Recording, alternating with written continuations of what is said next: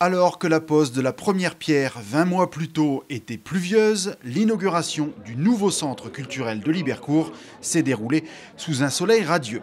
Ce nouvel équipement, clair, chaleureux et convivial, est un projet structurant pour la commune. Situé en plein centre-ville, il rassemble en son sein toutes les activités culturelles libercourtoises, d'où son nom, Mosaïque. Il n'y a pas qu'une simple bibliothèque, une simple médiathèque, c'est un véritable centre culturel qui réunit toutes les activités comme la musique, comme le numérique, bien sûr la bibliothèque, mais également des ateliers de jeux éducatifs pour les jeunes, de façon à ce qu'ils viennent avec leurs parents et apprennent les jeux de société, à vivre ensemble, à jouer ensemble. Outre cette bulle intergénérationnelle, tous les espaces ont été pensés en fonction des missions et de l'âge des usagers. L'heure du compte pour les tout-petits et les collections jeunesse sont au rez-de-chaussée, alors que l'étage est réservé aux adultes.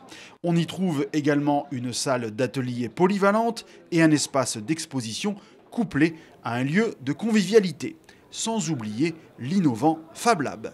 L'idée, c'est de découvrir, de bricoler, voilà, on vient, on a peut-être une idée ou peut-être pas, d'apprendre aussi les usages de ces machines du futur, les imprimantes à l'avenir, on en aura tous à la maison.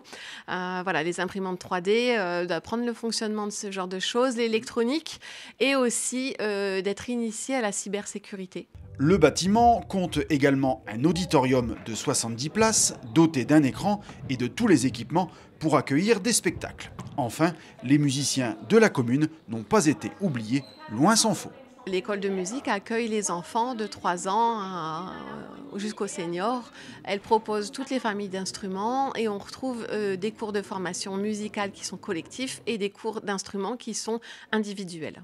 Avec plus de 15 000 ouvrages disponibles à Libercourt, le réseau communautaire des médiathèques de l'agglomération s'en trouve encore renforcé.